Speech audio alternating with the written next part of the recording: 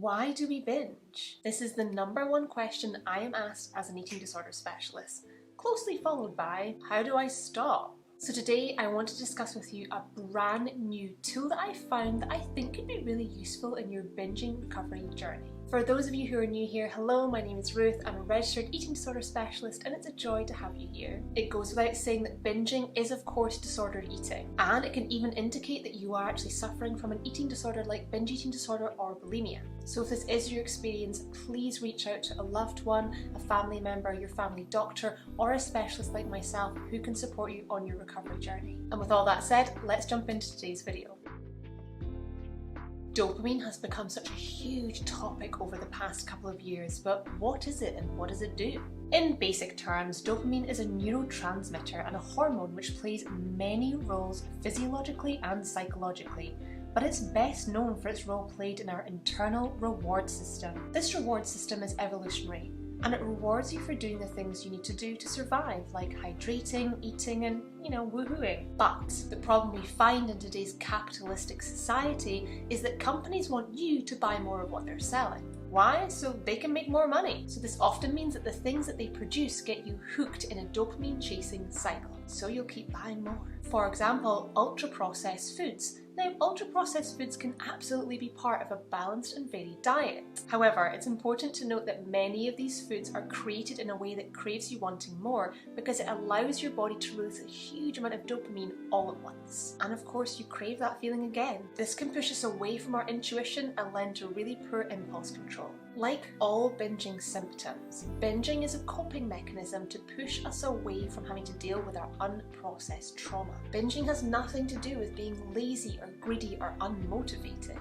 It simply allows you to detach from the traumas, memories and experiences either in present day or in your mind. But this isn't to say that external forces can't exacerbate our eating disorder symptoms. And with this in mind, I think I've discovered an amazing tool to support your recovery journey.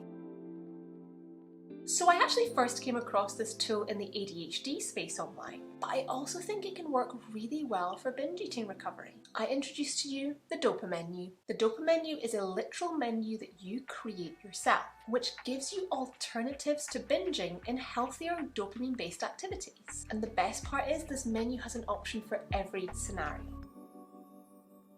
These are quick dopamine boosts for when you're short on time. These quick blasts can move you away from those unpleasant or uncomfortable emotions you're experiencing in a much healthier way than binging, and they'll give you a nice gentle boost of dopamine. This could be meditation or mindfulness for 5 minutes, a quick walk around the block, a quick blast of journaling, sketching, or even stretching. These are dopamine boosting activities that you enjoy which just take a little bit longer, or perhaps need more preparation. This might be reading a book or getting creative, engaging with your hobbies, playing sports, spending time with pets or loved ones. P.S. If you're enjoying this, please go and hit the like button below. It really boosts me in the algorithm and it helps me be visible to other eating disorder warriors.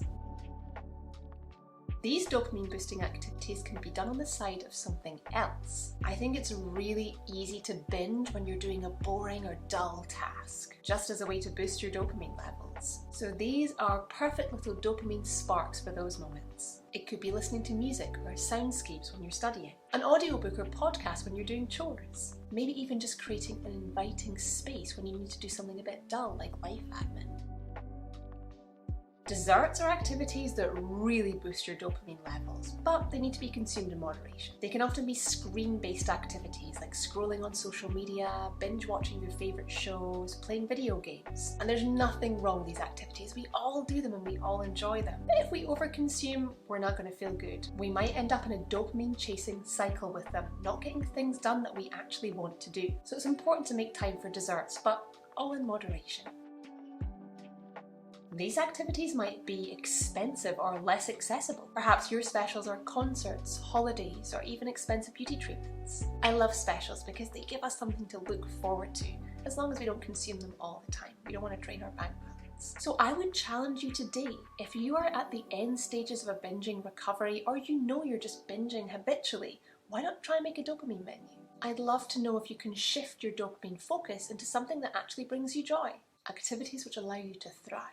A gentle reminder here that if you're binging because you're hungry, it sounds like you might be purging or restricting. And I would reiterate here that if this is you, please reach out to a registered professional or your family doctor who can support you with your eating disorder recovery journey. The Dopamine Menu is a great tool, but it's not a replacement for therapy. I'll see you soon, my love.